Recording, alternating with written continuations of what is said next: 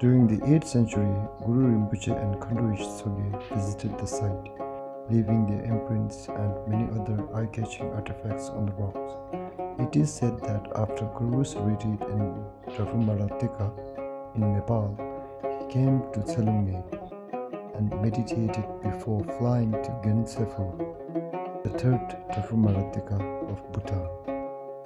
Therefore, Tshelung Ney is considered the second Maratika and is equally sacred as visiting the Maratika cave of Nepal. Guru Rinpoche meditated in the hermitage of Tshelung Ney for 4 months.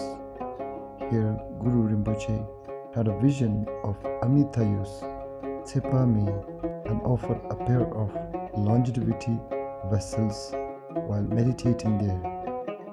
Thus, the holy site's name was Tshelung Ney, a sacred place of prophetic longevity.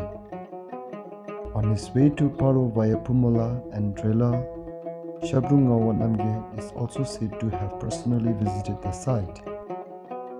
Terten Dugda Doji received many prophecies from the Dakinis, and he came to Tshelung Ney to discover many powerful treasures.